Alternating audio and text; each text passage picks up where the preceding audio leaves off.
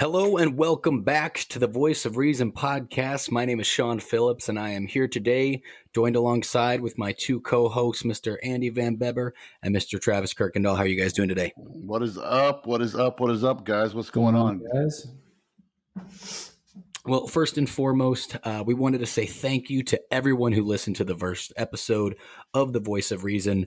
Quick side note, our first episode was officially streamed to completion 151 times, which is absolutely incredible for our very first episode. That's So awesome. again, Yes, indeed. Thank you, guys. So I just much. want to say thank you guys. Yeah, absolutely. We hope that everybody enjoyed it, and we can't wait to keep bringing this show back to you guys every single week. This is now week 2. And we've already learned so much from how things went last week. I do want to talk about a couple of quick things. Last week, we went over quick introductions. We talked a little bit about executive orders, what those meant. We told you guys what to watch in the stock market, and we very, very briefly touched on the idea of the United States government keeping UFOs out of the public eye. God. The important things. Yes, we're right. Exactly the important things. Of course. So if you had the opportunity to check out our first episode, thank you. If you haven't been able to watch it yet or listen to it yet, please, you can find it on Podbean, Spotify, Google Podcast, and hopefully soon Apple Podcast. I'm working out the technical difficulties with Apple Podcast, and we will figure out what exactly is going on. So one other thing to add too, Sean, is we do have a YouTube channel. We haven't got anything uploaded to it yet. But if you go to YouTube and do a search for Voice of Reason Podcast 2021, you will find our podcast, our video channel there. Right now, we only just have just the video audio of it. We're still working on the video side. Hopefully, next week we will be able to do a Facebook Live. So sorry that we couldn't get that this week, but we are working on that too. Correct. We are working out all the kinks and the potholes along the way. So thank you guys for so much for being patient and working along with us. Today, we have a couple of different topics we're going to be discussing. We've got a really great show planned for all you guys. And I'm definitely going to give my co-host just a little bit more time to say hello. And how you guys doing today? What's new for you this week? How'd your week go? Pretty good. I had a lot of great feedback and a lot of good stuff good things people said. So yeah, it was great. Yeah, it's been cool to see the reviews from people and kind of what they liked and things they'd like to see, which hopefully we're able to bring that this episode. And yeah, this has been really cool so far. Yeah, I know we definitely had a lot of people talk about how they're really excited to get interactive and really be able to chat with us while we do these shows. And I promise you guys it is coming.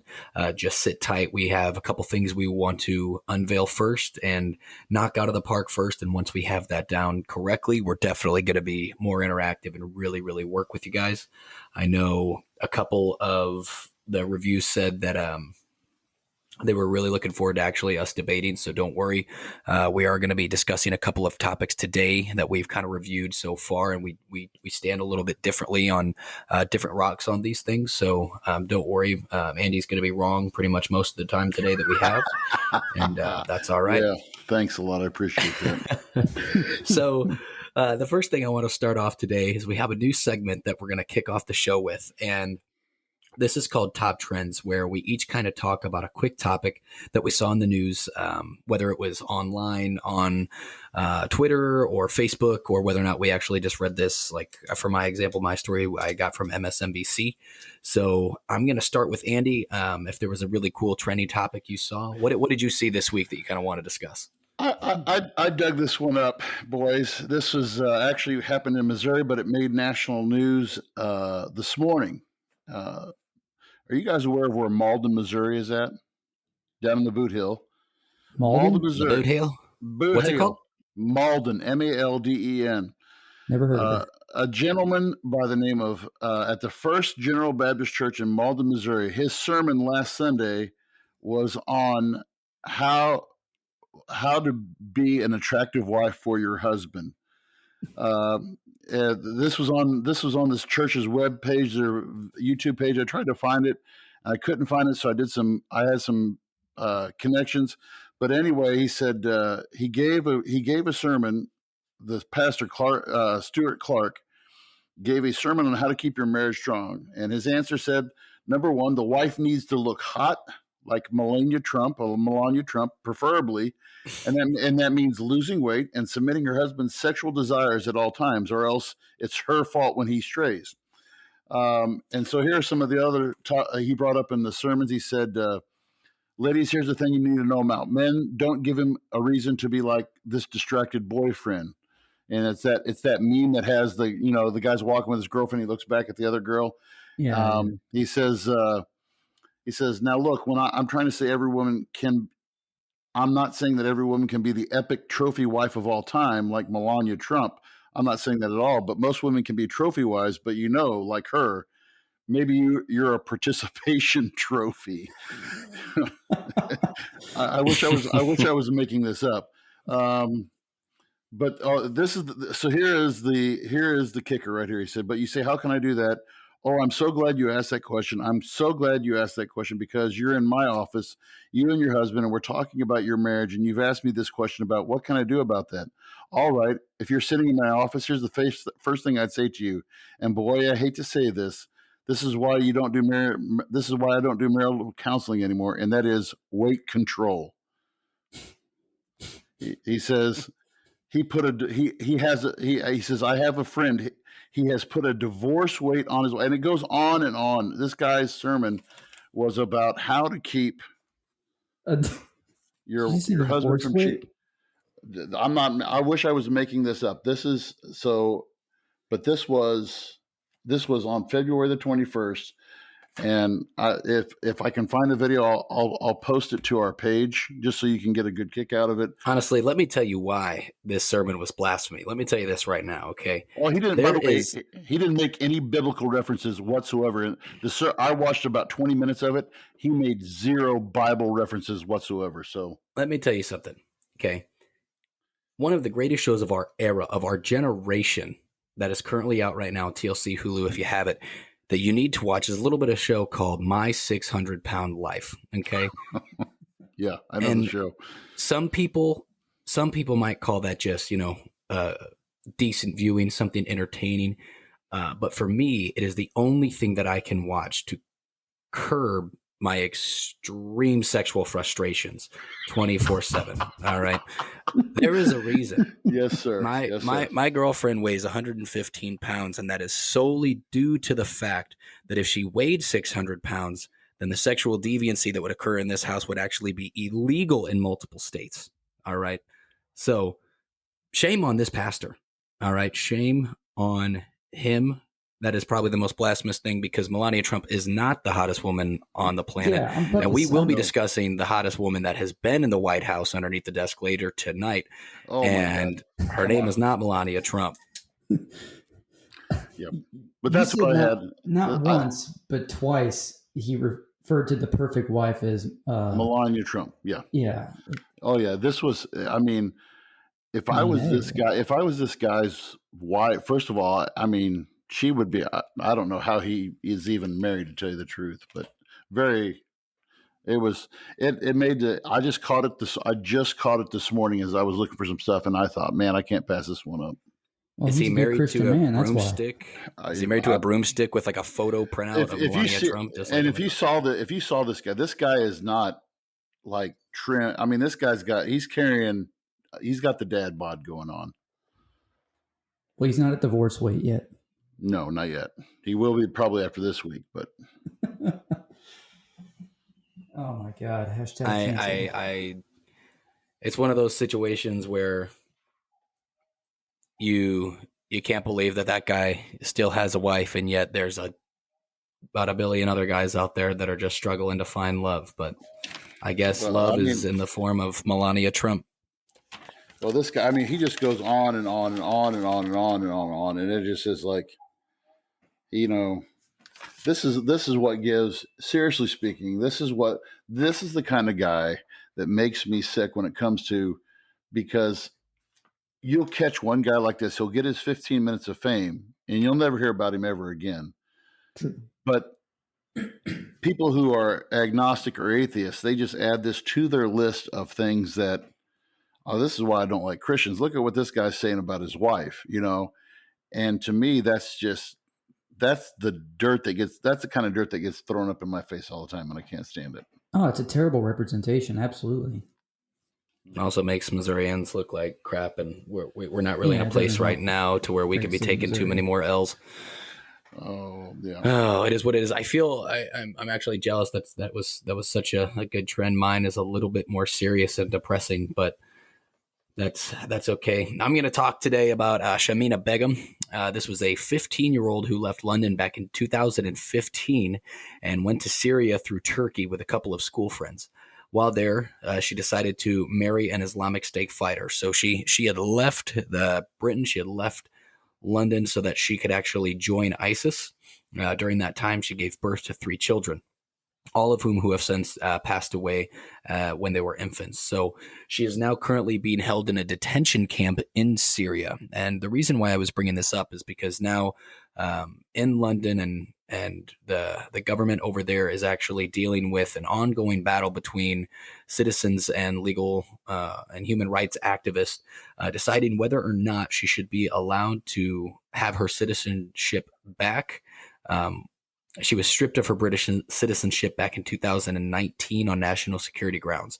However, now that she is trying to get out of Syria, okay, she's trying to leave the country, and the problem is the citizens of Britain and the people that live there in London do not want her to come back. They do not want her to be held on trial here or over there.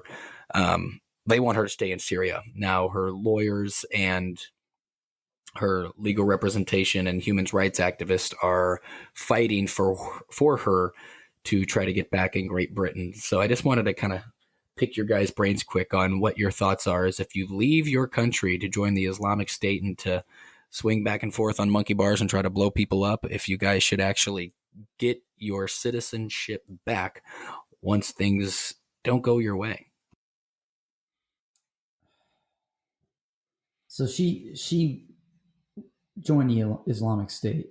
She wasn't part of the Syrian freedom fighters. No, the Islamic State. She went for ISIS. I mean, isn't that sedition? It is. I mean, when you look at, I have mixed feelings about this. I'm not gonna lie. When we talked about this yesterday in our meeting, Sean, I really did have mixed feelings about this because on one hand, I can see, all right, because in the Constitution that we have the only federally defined crime in the Constitution is treason, and to me, this is a treason. If I was Great Britain's government, this is a treasonous act. But on the flip side of that coin, though, is how old did you say she was when she did this? She was 15 when she left in 2015. I think she's like 21, 22 now. Okay.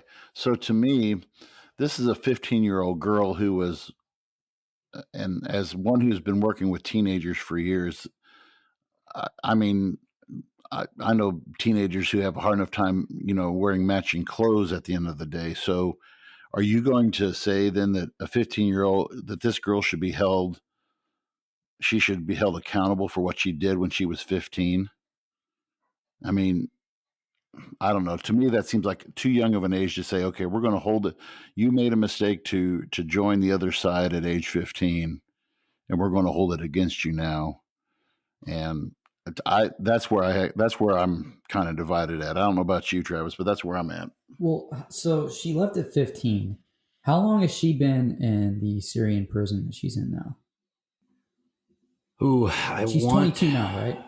Yeah, I want to say, I don't know exactly how long. I could try to pull back up the article, but I think she's at least been there. She's been there for a couple of years. I want to say at least 2 years or so. This has kind of been an ongoing battle to try to get back. As far as I can remember last reading, and I hope I'm not mistaken, but I want to say that she's been in Syrian custody for like 2 to 3 years. It sounds like right when she got there, she got married and had kids right away. All 3 of those kids passed away as they were infants. So it was like back to back pregnancies, probably by the time she was 18, 19, and then after an attack landed in a Syrian prison camp.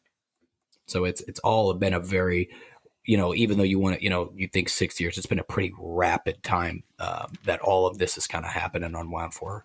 Yeah, it's V brings up a good point. She was a younger age. I mean, in our country, she's a minor at 15. Making a decision like that. But I mean, if she's been in prison for 2 to 3 years, she was an adult before all this happened, and I think you try her as an adult, and I mean, you're 18 or older, and you abandon your country like that and join forces with the enemy. I can't Do you sympathize guys with you. remember how old the younger brother was? I'm going to butcher the name. The Dakodwars Tarasev. I can't remember his name. The younger kid in the Boston Marathon Yeah, bombings. How old was he? he was 50. He was no, I'll think about it. He was 17. Yeah, I'm pretty sure he was 16 or 17. We need a Yeah, if he Jamie was to like 16, pull I'm this pretty stuff sure up he for was us. legally tried as an adult, and I think there's kind of an ongoing battle with his death sentence, if I'm not mistaken. Currently, Mm-hmm. correct? Right. Yeah. So it's one of those things where it's a really thin line that kind of decides what would actually kind of try you as an adult. Well, We that's the see thing. things like there's I think there's a big difference between like when you see kids that are 14, 15, and let's say that maybe murder someone here in the States. I don't know how many of them are regularly tried as adults. I saw a thing recently that was talking about a group of kids that between the ages of like 13 to 16 or 17 where they were throwing rocks off of an overpass, giant boulders. So rocks is kind of being used lightly, and it actually killed a man. And only one of those individuals, they're all being charged for murder, but only one of them is actually going to be doing jail and prison time. The rest of them will be serving out time in a juvenile detention center. So there's a fine line between murder and then joining a radical Islamic terrorist organization, I guess, which naturally there should be. But at the same time, though, can you directly link her to any deaths? I mean, three infants, I guess. I well, don't yeah, know. right. But right, other than that, though, I mean, you can't. I just don't think that she. First of all, I want to ask her. I want to ask, where are your parents? Where are your parents at? First of all, secondly, you know, I still don't think that she should be unless they can say, okay, she was the mastermind behind X, Y, and Z bombing. Then I say go after her. But because she joined ISIS, I mean, I don't know. I'm maybe I'm just too much of a softy, but I think that if you give her a second chance, I don't know, give her a second chance in some way. But I mean, she's got to be under house arrest. If she comes back to England, I'd say put her under house arrest for at least 5 or 6 years. I mean, you say like, is she directly responsible for deaths? Maybe not, but is she directly responsible for supporting others who are responsible for deaths? Does that make her innocent, being part of the Islamic State? Well, I mean, if you're guilty by association, I mean, I can say, I. It's like saying the guy who drove the getaway car on a bank robbery. How much If is it's he guilty by actually? association, then I'm probably going to prison tomorrow. Right. Well, yeah, but I mean, I still think though that I mean, I just go back to the thing that she was 15, and I'm just looking at some. I've got her. Uh, I'm just looking at I some of mean, her I guess it's background. it's the difference because Travis, I don't know what you were doing at 15, but I know that what I was doing at 15 was just trying to come up with an excuse to my parents on why I was in the bathroom for 25, 30 minutes at a time. So God, there's, it thank also you. kind of just depends on where you're at because you want to say like if this was an individual that maybe had lived in those conditions previously, it's understandable. That's just the product of your environment, right? It's not a surprise that those things happen because we see similar things happen here. Like take it for over there, it seems more extreme because it's quote unquote the Islamic State, right? That's a real big deal. However, you have 15-year-olds over here that join the Ku Klux Klan, that join white supremacy groups, that join gangs in their streets. Now, while these individuals might not be um, potentially attacking American cities or potentially attacking, soldiers overseas or other nations overseas. These individuals might be committing hate crimes in the streets, committing armed robbery, murder over here. So it's kind of one of those things where, if we're giving the pass or if we're, just doing regular jail time for those 15, 16-year-olds in the United States, but at the same time, this was an individual that came from Britain. So things are definitely handled differently over there. And Yeah, I was about to I say, don't like, know what's how much their of an exact presence, I don't live there, that Britain, that, how much of a presence that the Islamic State has in Great Britain. What was so bad that this individual thought that their best option, their best choice was to go to Syria through Turkey, to do these things. We don't really necessarily know what led them to that cause. I don't know if they matched the wrong person on Tinder and then got brainwashed into, headed that way. You never really know. I go back to the thing though, as an educator for so long, and just seeing so many 15-year-olds, 16-year-olds, 14-year-olds. We're talking, so basically this girl was a freshman in high, let's put it into this standard. This girl was a freshman in high school, a freshman in high school. Now, to me, if you've known me long enough, you know that freshmen are the bane of my existence, and trying to train them into the right thing about how to be have somewhat of common sense. I mean, they're still coming into their own element. And to me, that this is telling me, number one, that, like I said earlier, there was zero family control at home. I guarantee you that she probably had the latest iPhone. I'm almost betting that she probably had a car bought for her already, and she probably had access to her parents' credit card. Part of this, I mean, if anything, you need to look back at these parents and say, what were you thinking? Because I've looked through 2 articles already while we've been talking here, and I haven't seen anything at all about her parents stepping forward or her parents coming to bat for her or anything. So to me, that's just like absence of parents. If anybody needs to be put on trial, it's these parents, and just say, look, I have a problem with saying it. At some point there needs to be a point where I think parents have to be parents and stop being ATMs and friends and all this stuff. Because I mean, to me, like you guys said, at 15, I wasn't able to I barely could put my pants on, and chew gum at the same time, let alone want to travel to Turkey. Right. Yeah. And it's just muddy water because it makes you think, like, what about the, kids that were responsible for Columbine or stuff like that? Like, are their parents to be held accountable for stuff like that? And it's kind of one of those, that was the first thing that I would always see whenever you have these mass shootings is where are the parents, where are the parents? And it really makes you think. And it's one of those predicaments where, at least when I see it, is, man, it would really suck, especially if you were an involved parent, and then it might just be something that you were unsure about that was actually going on during that time. So with that, we're going to kind of move things forward just a little bit and talk about our next topic. So our next topic on the docket is actually the recent impeachment of former President Donald Trump. We've had several requests from individuals asking to cover this topic this week. So without further ado, Andy's going to take it away and kind of cover what is impeachment, kind of talk about the definition, a little bit about the history of impeachment, and what's happening right now. So take it away. And again, you guys, whenever you want to jump in and just ask any question, please do. But when we did this, Article 2, Section 4, I'll just read it straight from the text of the Constitution. The President, Vice President, and all civil officers of the United States shall be removed from office on impeachment for and conviction of treason, bribery, or other high crimes and misdemeanors. Now, that is straight from Article 2, Section 4. This actually was inherited from an English parliamentary practice in which Parliament would impeach and convict ministers, and anybody who was, trying to get in a struggle with the crown or trying to rein, and they even use this to try to, rein in the crown's power.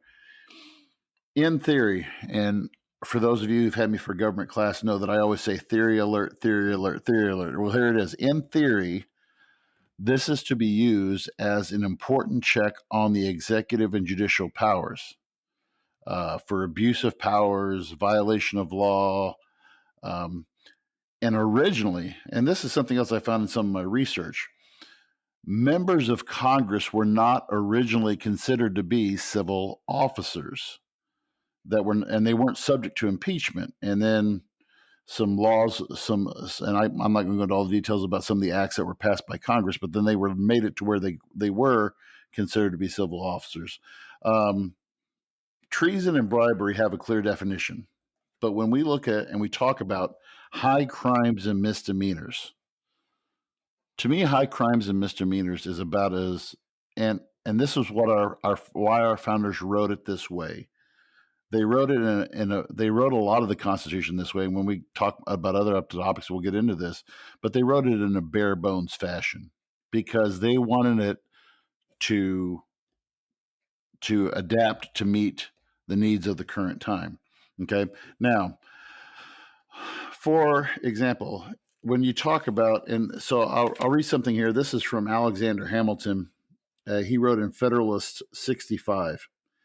And I'll just read this and I'll tell you what you guys tell me what you think you hear from this. He said, a well-constituted court for the trial of impeachment is an object not more to be desired than difficult to be obtained in a government wholly elective. The subjects of its jurisdiction, the people that they get, are those offenses which proceed from the misconduct of public men, or in other words, from the abuse or violation of some public trust. They are of a nature which may peculiar propriety be denominated political.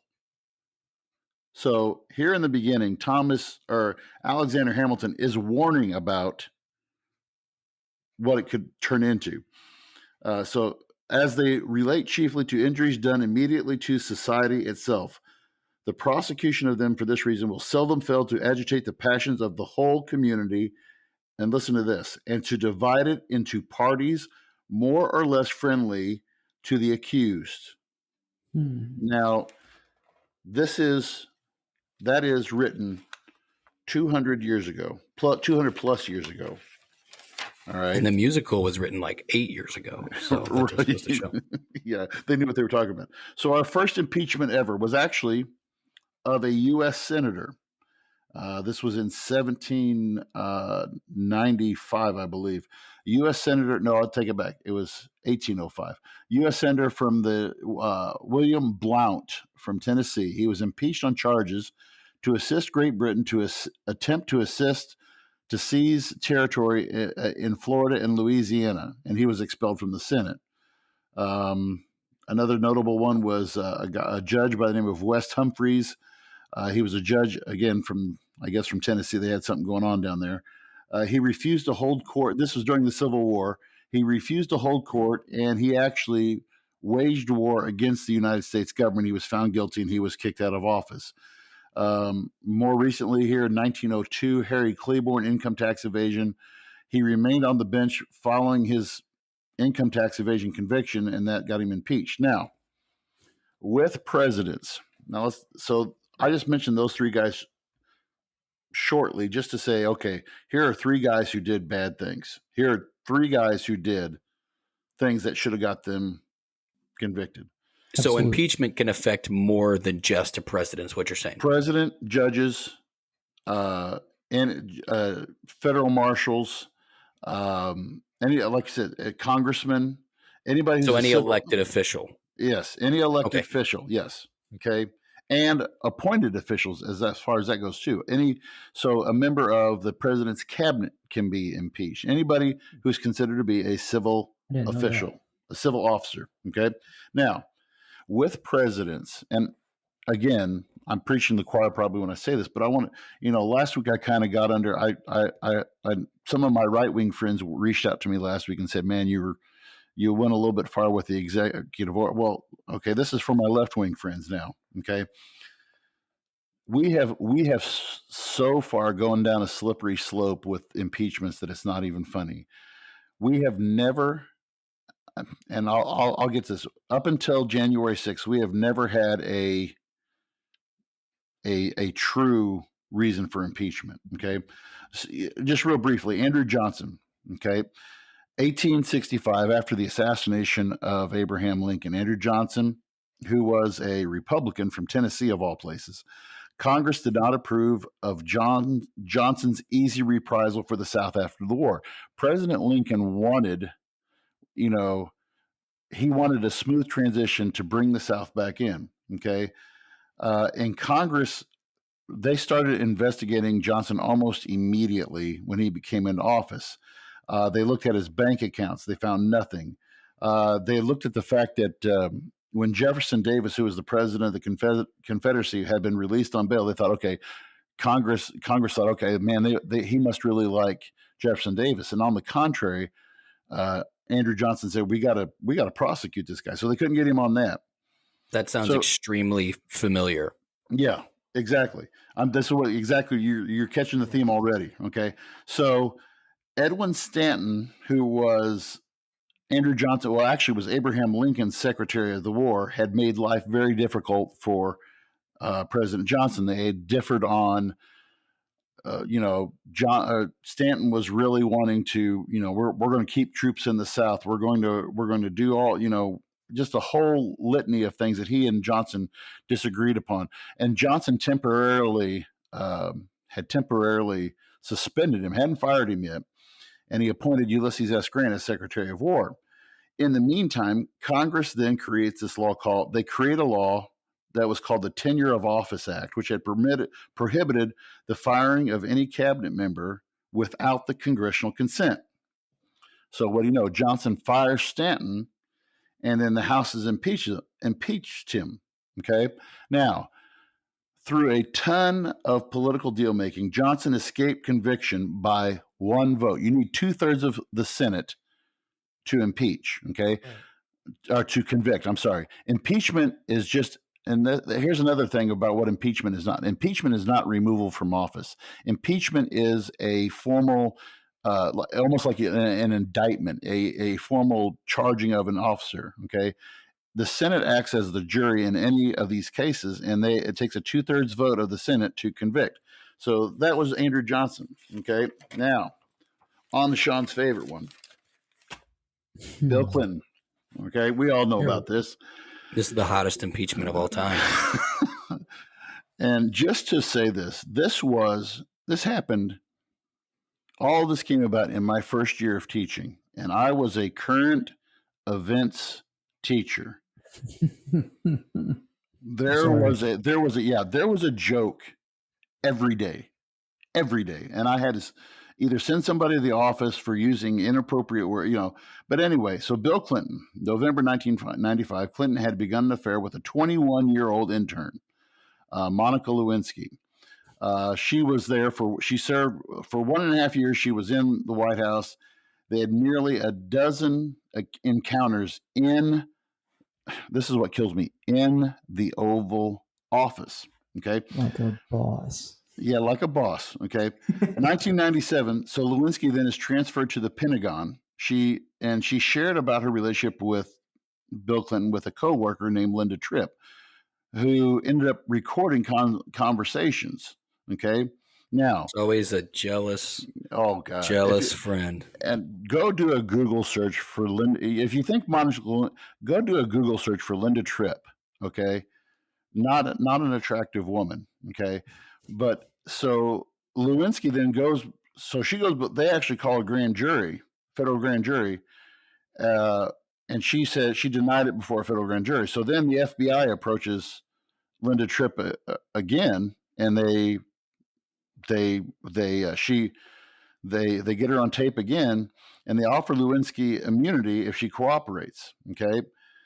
So the House impeaches on grounds of perjury, obstruction of justice, witness tampering, and the abuse of power. Now, all of this being said, you have to look at the time frame of what was going on. You had a deeply divided Congress.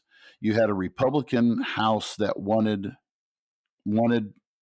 Clinton out. He had pushed through a lot of, I won't say liberal agenda, but he had pushed through a lot of things that had made the House mad. And it was highly politicized. Now, when you look at this, obstruction of justice, witness tampering, abuse of power, to me, and I couldn't stand Bill Clinton.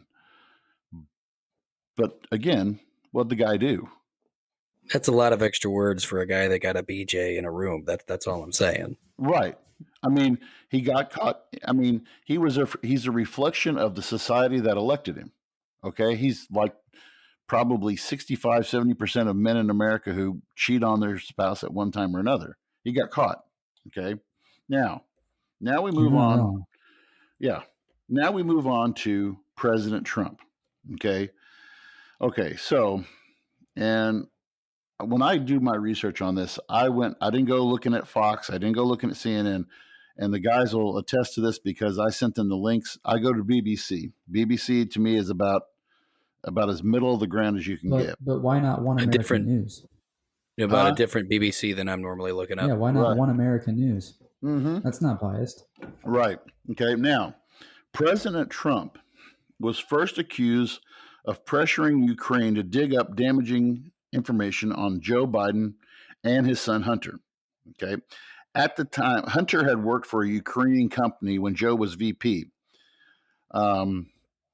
So now we get into this whole thing of so Trump was accused of withholding $400 million of military aid, and he said, hey, if you dig up something, I'll give you a lot of good PR time to the Ukraine president here in the White House. Okay. Now, Democrats claim that this is an abuse of power. Okay.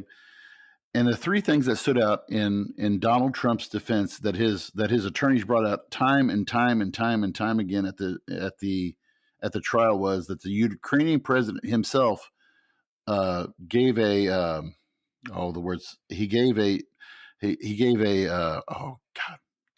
but basically his testimony that he gave.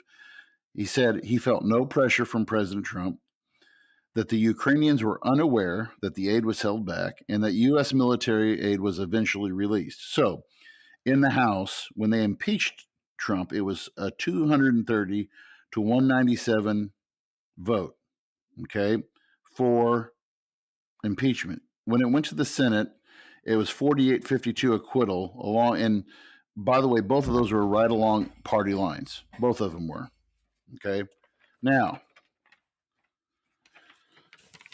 Now I move on to the one that I have. This is the one so far to me. When I look at these, nothing stands out to me, and I've always said this. And again, not a Trump supporter in any way, shape, or fashion, but I will say this: I thought that the Democrats definitely used this as what Trump said it was, and I can't believe I'm saying I'm agreeing with Donald Trump on this, but it was a political witch hunt. Okay. And there were day one, there were Democrats who wanted to go after him. Okay. So then we look at this second. Okay. Trump held a rally on the Capitol Mall on January the 6th while Congress was counting the electoral votes. Okay. Congress, and here's some of the things that I'm looking at. Okay. Some of the lines that were, did Trump cross the line? What were some of, they went with impeachment. They said he willfully made statements that encouraged and resulted in lawless action at the Capitol. Okay. And here were the key phrases that the prosecution used. Okay. And this is direct words from Donald Trump. You don't concede when there's theft involved. Our country has had enough. We will not take it anymore. Okay. And here's the key statement. And after I read this, I want to see where you guys, and I'm sure you guys heard this, but this is what he said. If you don't fight like hell, you're not going to have a country anymore. And then he said, we're going to walk down to the Capitol and we're going to cheer on our brave senators and congressmen and women. And we're probably not going to be cheering so much for some of them. So when you guys hear that, is that, and a lot of people say, well, it's semantics. It's all on the way that you interpret. I mean, if you were just a non-biased bystander, how would you take that? Sean, go first. I still just can't get the thought that Monica Lewinsky is on the same exact pedestal of your Marilyn Monroe's. All right. And I don't think she gets enough credit where credit's due. You know, like a Come lot, on. she got disrespected and harassed after her involvement in the oral office. But at the end Come of the on. day, okay, Yeah, but you know how I much won't go money on she too much of a probably made on rampart. that? Not But enough, not enough to but put Bill Clinton in your mouth. But anywho, so it again, it's one of those tough flip of the coin things because court's one of those weird things, and this isn't just like this is like any case that I've kind of watched, like whether it's been like half-ass watched it or I've seen live court cases.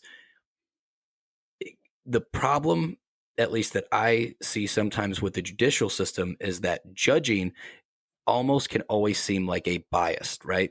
Where it's the same thing like in an MMA fight. Okay, you have three judges, they tally the scorecards, and then the winner or loser of that fight is affected by those three judges, right? Where you could have an entire nation of other people who watched the same exact fight and said, "Oh my gosh, absolutely not. No, that's not how that fight went. That's not who should be the winner." I look at the same thing when I look at this case in particularly is because we have over 50% of a nation, let's say the 50% that voted against President Trump, that voted for President Biden, that would say this is a clear-cut case of treason and this individual needs to be processed. This individual needs to face trial. And then you have another close to half of a nation that might say no, right? It's tough when things aren't set in stone, that there's no deliberate lines because it creates muddy water. When it comes to the court, you look for clear, concise evidence. And this is one of those things. It's like being a comedian, right? And which is what Donald Trump pretty much was for 4 years as a president. He was always looking to get. You always want a joke to stick, right? You want to when you tell a joke and when you practice and you rehearse a joke, sometimes you bomb and they do horribly, but it's all due to the choice of words.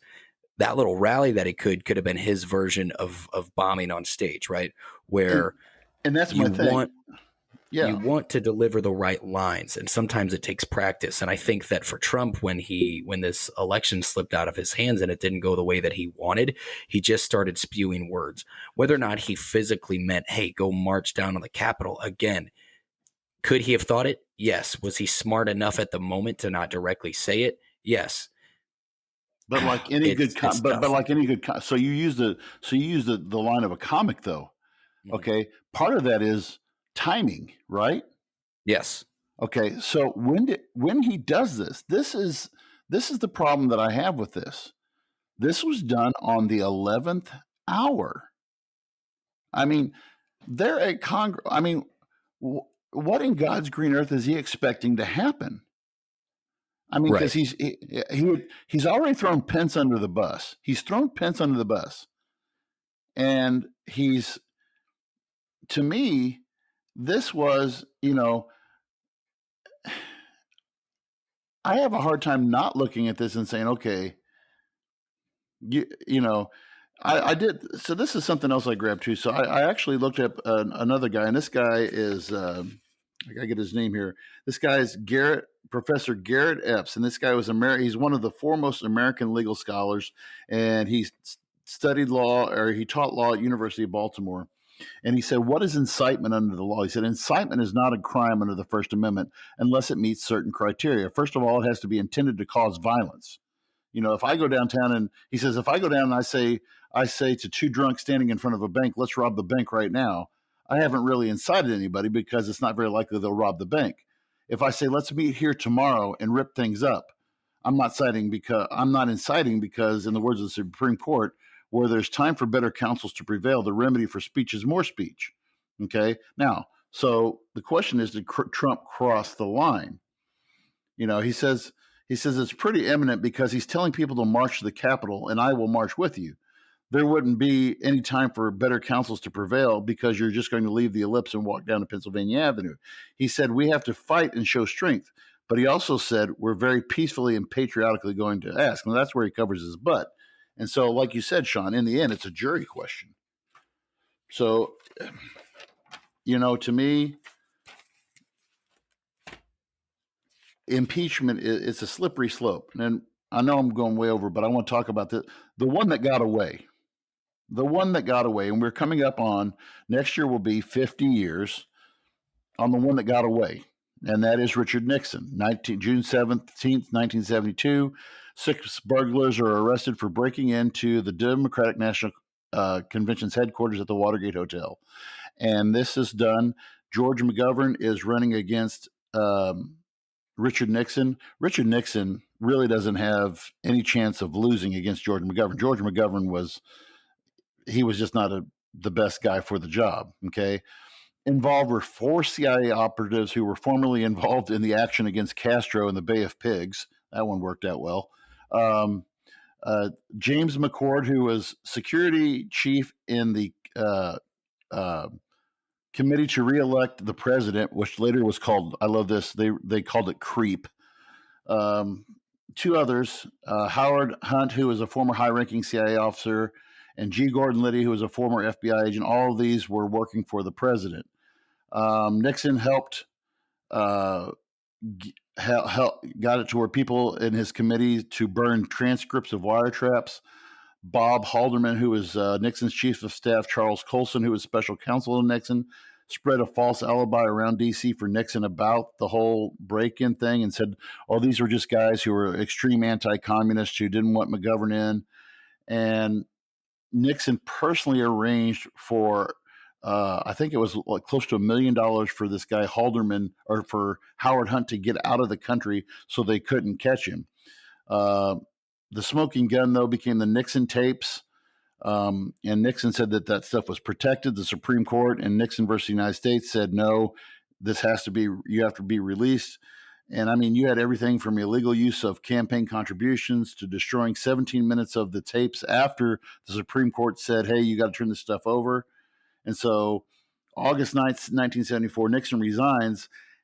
September 8th, and by the way, everyone who was involved in this whole thing was convicted and spent jail time, except for Richard Nixon, because on September 8th, 1974, Gerald Ford pardoned Nixon. And from that, Ford's approval rating went in the toilet, and that was it. Now, and I'll close by saying this. Impeachment has become a political weapon, with the exception, to me, and you guys can discuss this a little bit further, but to me, January 6th was not a political weapon. But here's the thing. In December 2016, okay, so this is after the election, senators in the Senate laid groundwork for a bill for presidents to divulge any assets that could raise conflicts of interest. And this was groundwork for impeachment. February 9th, 2017. So this is a little bit over a month into Trump's presidency. Gerald Nadler filed for an inquiry into President Trump. Okay. And just to make it fair for both sides, on January 21st of this year, GOP Marjorie Greene, who's QAnon weirdo and everything, but she introduced articles of impeachment against Joe Biden, saying President Biden is unfit to hold office of the presidency. His pattern of abuse of power as President Obama's VP is lengthy and disturbing. Okay. So my question is, where is the line? What are we going to expect in the future? So if the next guy who gets elected president, if we say I don't like him, I don't like what he's doing for our country, we're going to impeach him. Anyone who upsets the political apple cart is in danger. And this is the problem I have with impeachment. It goes like I said, Hamilton spoke against it 200 plus years ago, and in the cases where we needed to do it, we didn't do it. And the cases where we don't need to do it, we did it. And to me, impeachment is just this slippery slope, and it's only it's going to become commonplace, I think, anymore. Every president that comes along, there's going to be, we got to impeach him. And it's just, to me, I hate it. Well, it's absolutely become political. Just look, the whole Clinton thing, let's be honest, like what he did was wrong, but it was 100% a political move to impeach him. And at what point you say, do we stop this? I think at some point someone needs to say, if we're going to impeach somebody, it needs to be based off fact and not propaganda. Like there needs to be clear evidence and there needs to be actual facts showing that, hey, what this person did was in fact something worth getting impeached over, not speculation and propaganda or meeting a certain political agenda. So I asked Sean. Then Travis will ask you: do you think then the case for January the 6th where it was an impeachable offense?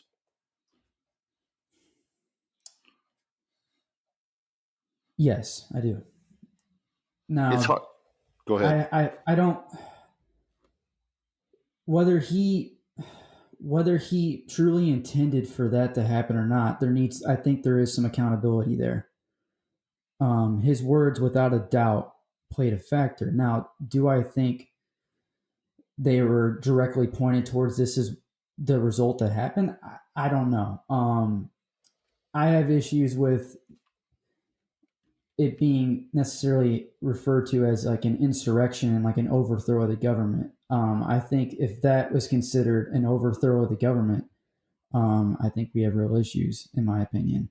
I think it was a violent protest that should never have happened. The minute that they stormed the Capitol is when they lost my support, 100%. Well, and I have always been advocate for free speech. Free speech not only protects the speech you like, but the speech you hate.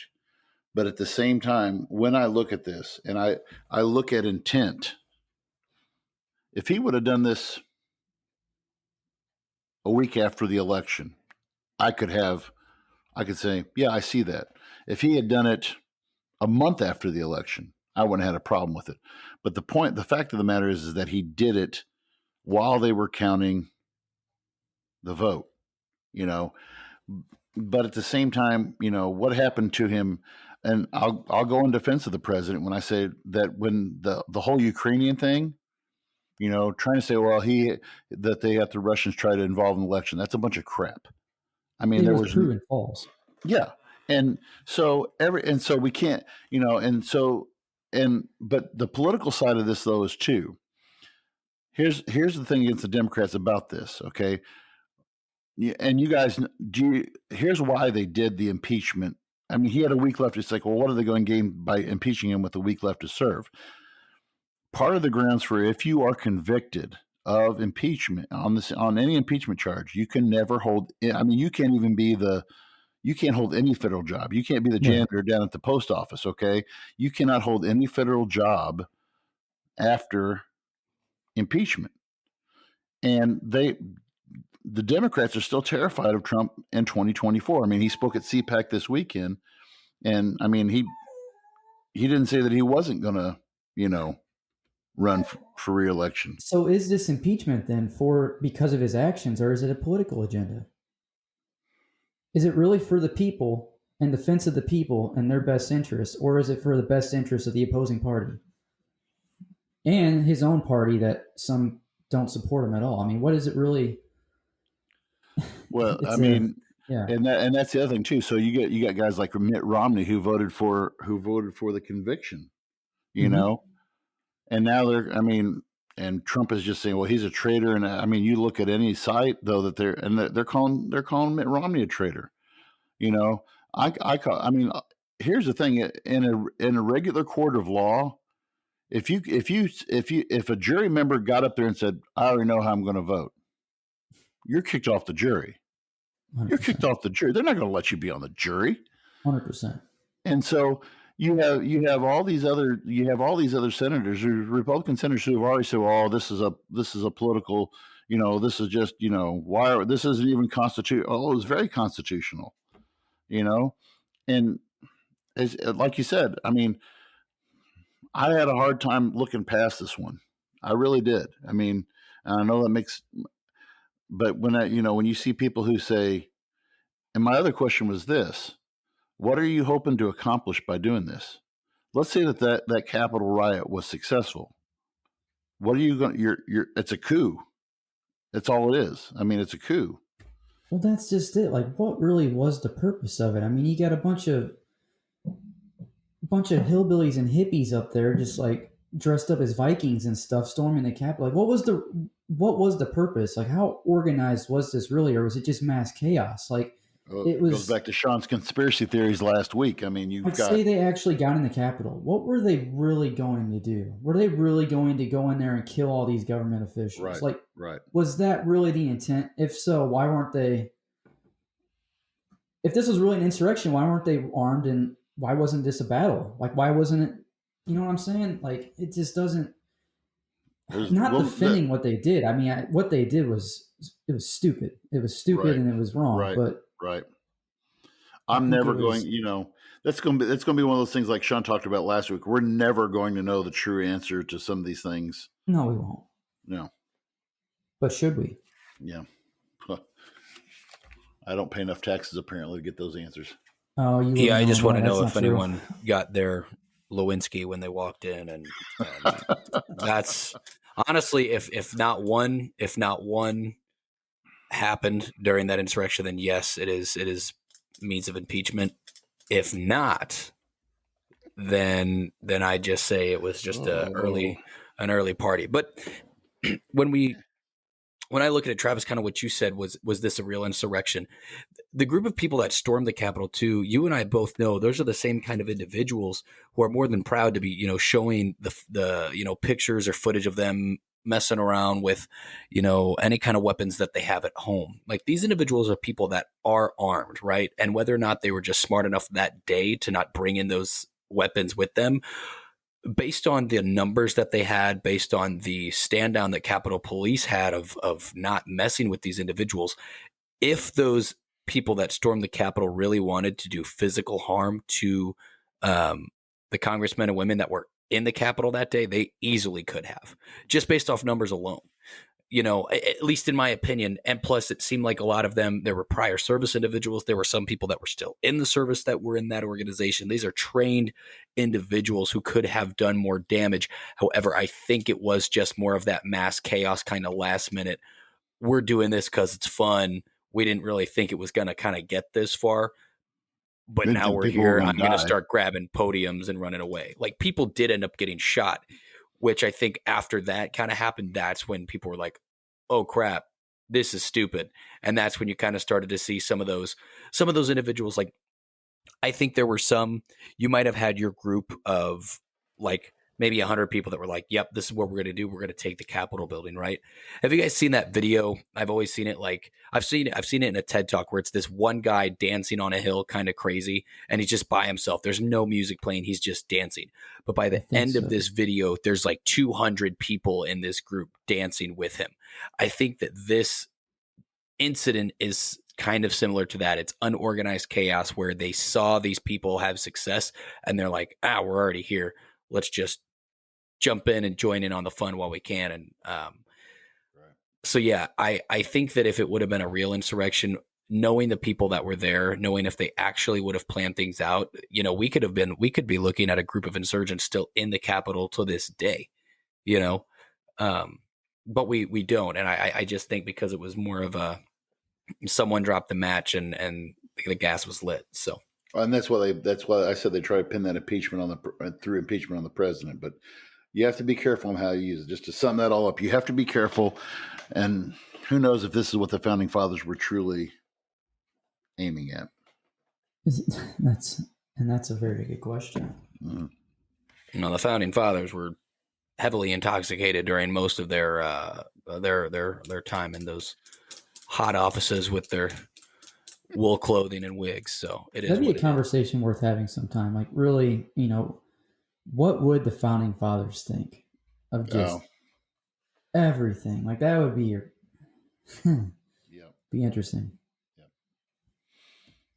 Yeah. Well, one of those things we'll never know, but you can go onto Disney Plus and watch Lin-Manuel Ferreira's version of Hamilton, where you will get the complete historically accurate version in about 2.5 hours, sung to you brilliantly. Yes, right. They all rapped back then too, so they did actually. Alexander Hamilton, one of the greatest MCs of our time, when it came to laying down that pen and the pipe behind his wife's back. Yeah, so right. Let's just say history has a way of repeating itself, and it has its eyes on you. So as we shuffle kind of into our final stretch of our podcast, 3 of our segments that we did week 1, And you guys might know them if you've listened to our first podcast. The first one is This Time in History, What to Watch For, and random crap that I found on the internet. So I'm going to let Andy take it away. I know that you had talked a little bit earlier about how you were going to kind of tie in a little bit of this impeachment stuff. I'm not mistaken if that's still kind of where you're going to be going with it. Yeah, I mean, that's just that was just what I wanted just to bring out is just to say again, we are, this is stuff that has happened before. And when we look back at the true nature of what impeachment has been, the impeachments that have actually taken place, just political entrapment. But that was pretty much where I was going for with that. Okay, yeah. Travis, how about you? What should we be watching for this week? Yeah, so what I got to discuss, and we can have a discussion about it and kind of give our opinions on this. We have this third stimulus check. We're all hearing about it. The $1,400, Joe Biden's promise, I guess is something you could call it. It is, the actual name of it is the American Rescue Plan of 2021. It is a $1.9 trillion stimulus package. And what we mostly hear on the news is like, when are we getting our checks? When are we getting the checks? The $1,400 checks. That's what we're hearing about. But if you actually go in and read this bill, I mean, Andy will tell you this bill it's massive. At least 400 pages. Yeah, it's big. And there was a lot of controversy with, if you look back at the second bill, and now we're here with the third one. Obviously, the second one passed, whether you agree with the spending on it or not. I personally don't. But here we are. So we have the $1,400 stimulus checks, and that's the narrative. It's to help the American people. And you got the tax credits for children under 18, $3,600 for under 6. More money for unemployment. I think it was like, what, $400? $400 a week. Yeah. A month. I'm sorry, a month. I'm not going to spit off all the numbers here, but you got $25 billion for restaurants and bars, which is probably easily one of the hardest hit industries we've had in this whole quote unquote pandemic. $30 billion housing and rental assistance, which, for those that don't know, the housing market is an absolute, I'm just going to say it, shit show. People are not paying their rents. And eventually this assistance is going to run out, but that's a whole different story. They also got transportation funding and infrastructure, $90 billion. And in that bill, you have, where's the number at?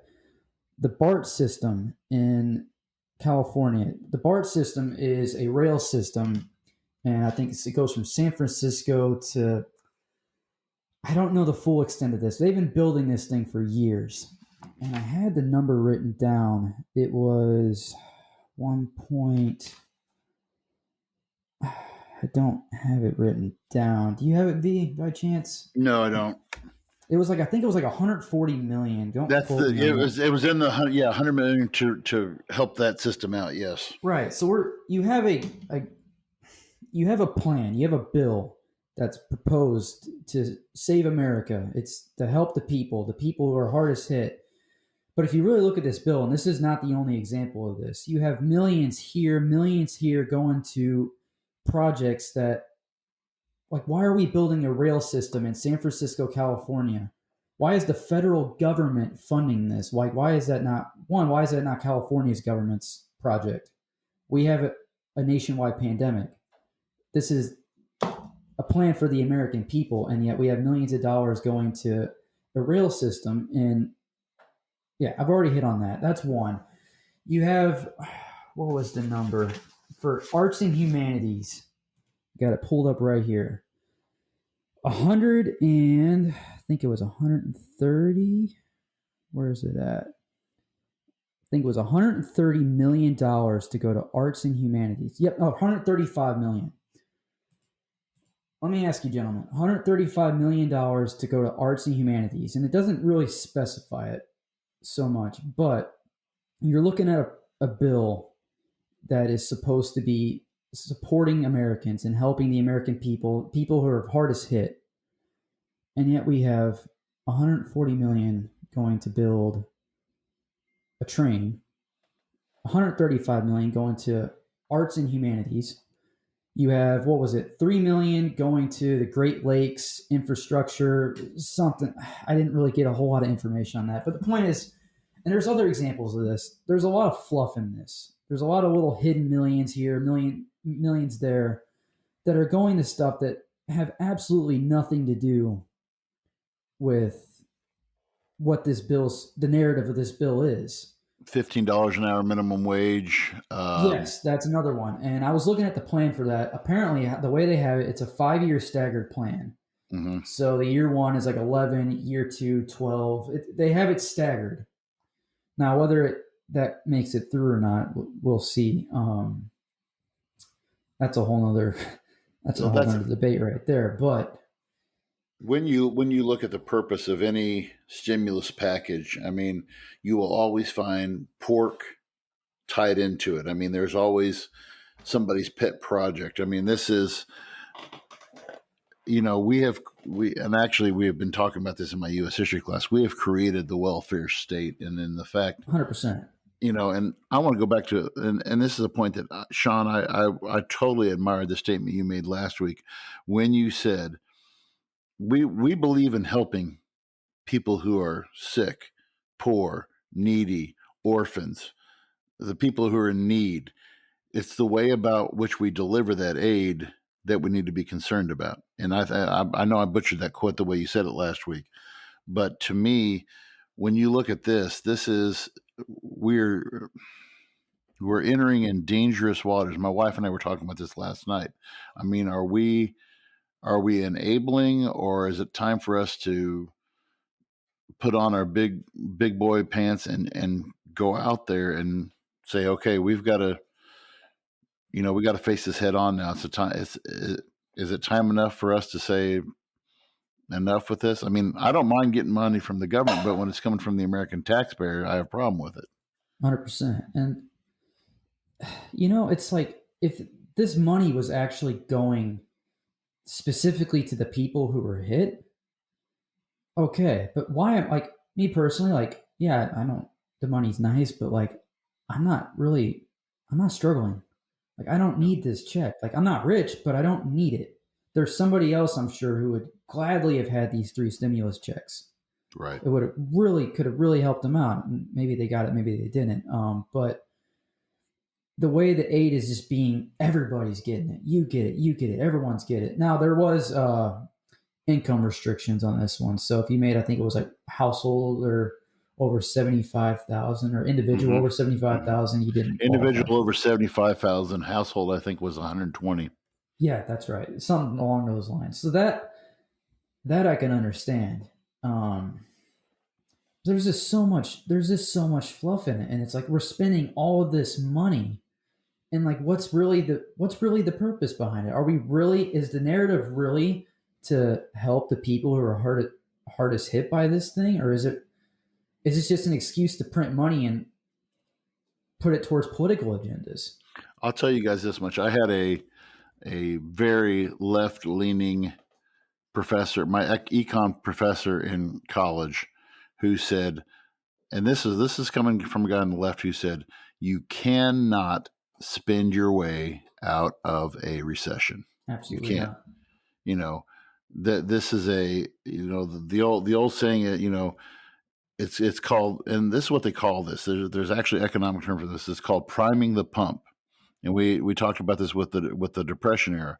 It's like whenever you start a lawnmower, the first thing you do is you push the little red button down there and you prime the gas to get the engine running. Okay. Once the engine is running, do you sit there and keep on pumping do you keep on sitting there pushing the button? No. Okay, the engine's running. Let's let it run. Okay. You have to be, I mean, I am all for, if we need to kickstart our economy, which, we're at what, 7%, 6% unemployment right now. Our unemployment numbers are back up. Small. I mean, I'm for money to the small businesses too. But at some point we have to really, like I said last week, the sign of Joe Biden's pen, we're going to see 2 trillion added right to the debt. Boom, like that. And I got an article for you guys. So, this is the headline: Republican trolls $1 trillion COVID package, asks for $10,000 stimulus checks instead. This is a Arizona Republican representative, Paul Gassar. Probably butchered his last name. No, that's it. Okay. And And he says here, he's quoted, "I offered an amendment to prioritize $10,000 stimulus checks to Americans most affected by COVID-19 and lockdowns. Instead, Democrats chose foreign aid, big tech, transit, and Pelosi's political priorities over direct relief to American citizens." Now, you got some Republican Democrat core right there, but he brings a good point. If this, and whether this was his intention or not, I don't know, but if this bill is truly for the hardest hit people, why is it that most of the money in this $1 trillion bill isn't even to the people that are affected, but instead it's just all this nonsense? Like if we're really going to put out $1.9 trillion to help the American people in need, if you're really going to print that much money and put out that much money, and that's your agenda, maybe he makes a good point with that. Now, do I think we need to be giving $10,000 checks out? Well, no. Maybe some people actually need it, but we got a debt to pay off. That's not going to happen either. No, it's not. When you talk about $135 million, I think you said, going towards arts and humanities, if the art is, a premium hub subscription, then my package will definitely be stimulated. But I can agree with you when you talk about, it's crazy to me that when we look at things in California and they're investing money in a rail system, right? What's crazy to me is they are single-handedly proving that the ability to help or the ability to fund projects, right, is as easy as the snap of a finger, because it's almost made up money, right? It's the idea of it is just made up. Yes. So it's crazy to me where if we want to talk about infrastructure, right, why don't, if this money is there, this is where that argument where, again, it's a slippery slope that, others might not want to go down on. But if we're proving that we can, like, let's say, rebuild infrastructure, right? If we can add a giant rail system in California during this time, then why can't we rebuild communities in downtown St. Louis? Why can't we be using this money to rebuild communities elsewhere? If the government can just create money like this, then there's a fair argument that some people might have when they talk about reparations. The money's there. The money can be given because the money can just clearly be printed as the American government is showing. So when they do things like this, I understand why other individuals, I hate the idea of canceling student loan debt. However, the point to say that it can't be done is proven that anything can be done. They can literally do whatever they want. Exactly.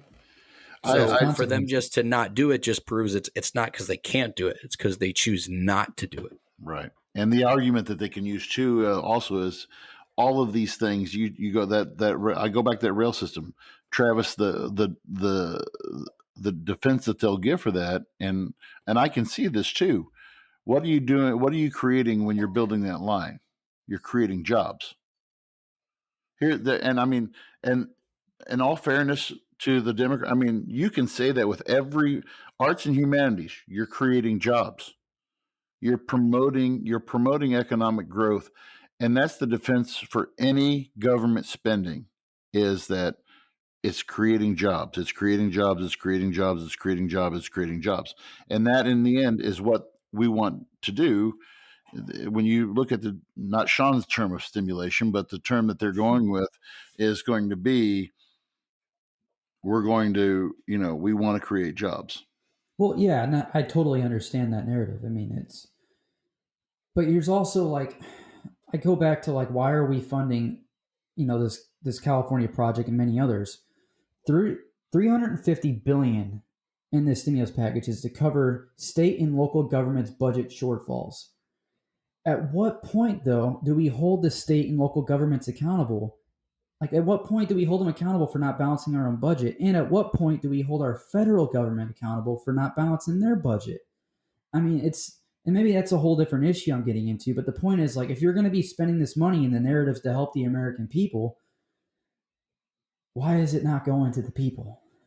If that's truly what the narrative is.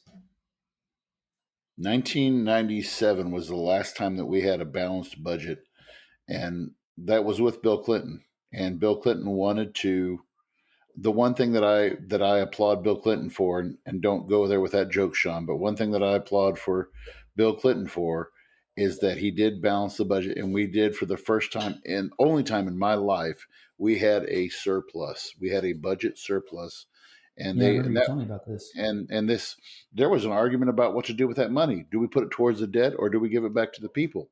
Ended up giving it back to people. I got a $300. I got two checks. I got a $300 check, and I got a $400 check back on that. I still remember that. I bought tires for my car for that. I still remember. Well, now people are just I'm going to trying to go pay as their back rent. as to blame Thomas Jefferson for the Louisiana Purchase, because maybe if we just hadn't expanded so far westward, then maybe we wouldn't be running into this nonsense where we have to take care of California and we have to take care of Michigan. If anyone should be at fault here, it is Thomas Jefferson, you son of a bitch.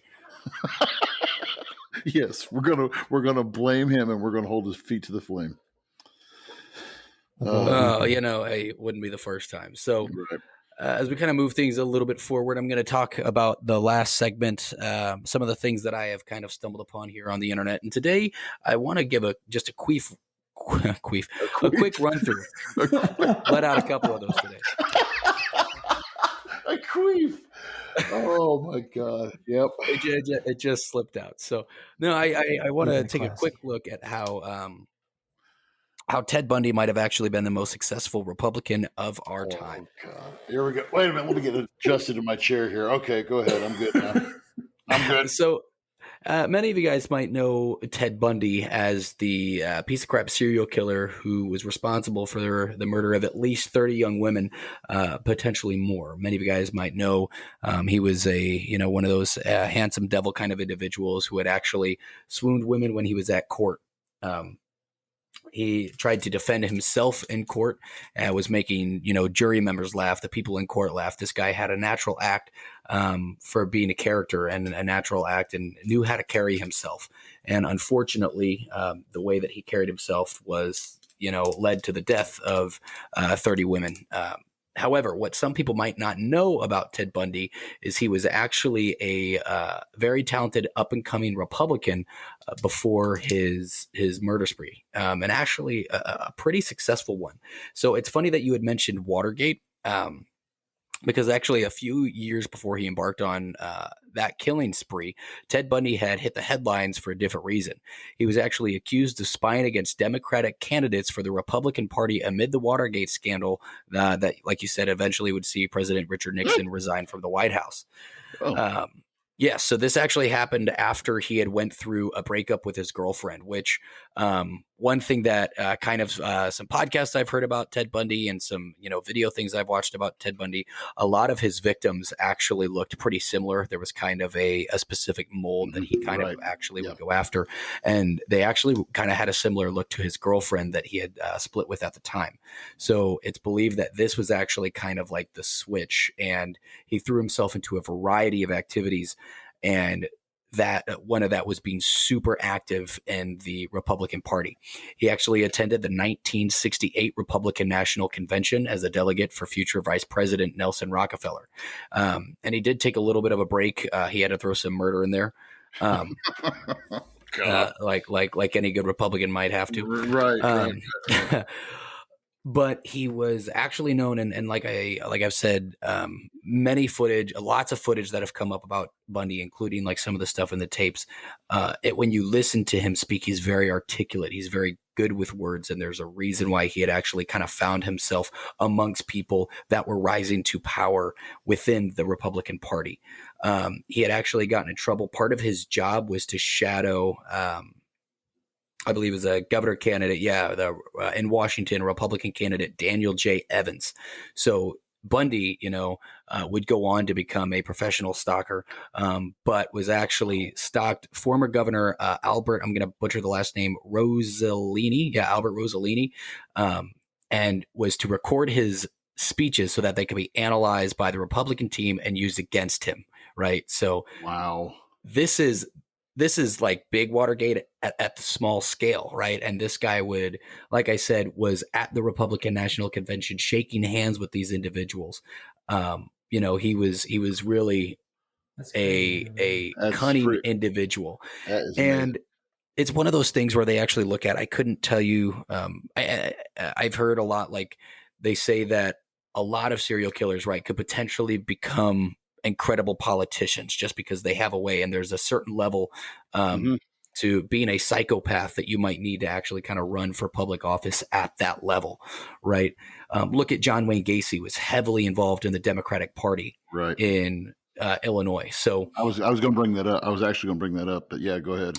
yeah, so it's crazy how, and it was funny because Bundy, again, being the way that he was, once this was kind of like brought up, his exact quote was, "It's hard for me to believe that what I did is newsworthy," he told a reporter. "My part in the campaign was so insignificant that I'm embarrassed to be getting this publicity from it, really embarrassed," which is totally not true, right? Especially during the Watergate era, where spying on your counterpart was like the way to do things. That is exactly kind of how these Yeah. parties tackled it. And again, it comes from such a funny time um, in and where just we were in the world.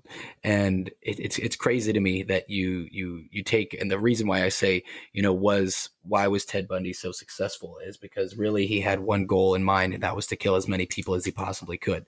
And you have other Republicans like Donald Trump who failed to win the second presidential election. So when it comes to levels of success, Bundy actually reached his goals, whereas Donald Trump fell a little bit short. So today, Ted Bundy actually gets my nomination for the most successful Republican of all time. Hey, you know what? You can't deny the work ethic and the consistency. Oh my god.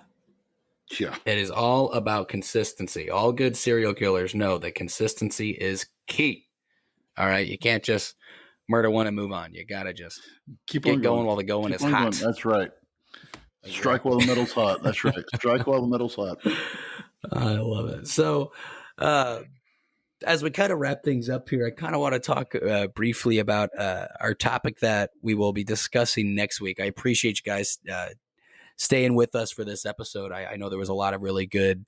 Andy, you did a great job kind of going over impeachment. I know I definitely learned some things. Travis, you as well. I remember when the first stimulus bill had come out, like the big thing that kind of shook me was like, I think it was the Kennedy Center was receiving funds of upwards of like $30 million or something like that. Yep. And it was just like, why? What? And now I would understood if some money was put in certain places, right, to make sure that employees were taken care of. But I want to know exactly how many employees need to go. A $30 million drop off is right. going to that. I just want to right? say I didn't even cover everything to our listeners. Oh, I'm sure. You Yeah. can go to congress.gov and literally look up this bill and every single thing in the bill, and you can see for yourself. I mean, it's not hidden information. Like this is open to the public. You just got to do the research. Yeah. And so our topic next week kind of steers a little bit away about being incredibly involved in the specifics of politics. However, we are going to talk about basically celebrities. We're going to talk about should they be role models, and we're going to dive into different categories of those celebrities. We're going to focus on athletes. We're going to focus on actors, and actually, we're also going to talk about politicians. Should politicians be praised the way that they are? People are literally placing some of these individuals on a pedestal and calling them, like the next saving grace. People like AOC, and then even people like Donald Trump that people have literally put on a pedestal, acting like this is the divine truth that we need to follow down. We're just going to dive into what is the line? What is the line for how much should you listen to these individuals, and should these individuals actually have their voice of reason out there, and should we even have our voice of reason out there? So, I also am super excited to announce that we have an incredible guest joining us next week. Yes, His sir. name is Hank Owens. He's a financial advisor for Northwestern Mutual, and he's going to help clarify some of this craziness that you guys have seen in the market. I know Travis has touched on it a little bit, and Hank's going to get elbows deep into the nitty gritty. Yeah, I'm excited kind of to talk Hank about. on. For those who listened last week, I did a terrible job explaining it. So No, you did. You did fine. He's You an did expert. He knows all about this. I've already chatted with him about this too, so I'm excited to have him on and explain everything to you guys. Yeah, it's going to be a lot of fun, and next week we'll announce some more future guests that we're going to have coming onto the show. We've definitely got a big, diverse group lined up for you guys. And again, we're gonna talk about all kinds of different subjects, and not every single week might be necessarily political, but we might be talking about a couple different things when it comes to human rights, kind of all different. We want to paint a picture that you guys haven't necessarily seen yet. And so we're definitely going to kind of spice things up a little bit. I know Travis and I have a couple friends from, our former time at, cooking together and working together that we'd love to have on that, Oh God, yes. could give some of their experiences in traveling the world as a culinary expert. So we're definitely not just going to throw the salt and pepper on it. We are definitely going to be bringing you the garlic, the thyme, all the good stuff for you. So, yeah. So again, I wanted to thank you guys so much. V, where can they find the Voice of Reason podcast? Right now, we are on Podbean. We will be on We are on Spotify, and of course, Sean will be sending me a direct MP3 of this, and I'm going to work to upload this to YouTube. Voice of Reason podcast 2021 on YouTube. Do a search for it. Subscribe to us and like. The first podcast will be available, I'm hoping, by tomorrow on that YouTube page, and I will promise some way we will figure this video thing out, and we will have it live hopefully soon. Correct. And please make sure you check us out on Voice of Reason Podcast 2021 on Facebook. Our page is ever growing slowly but surely each day. If you guys know anyone that you think might be interested in giving us a listen, please send them our way.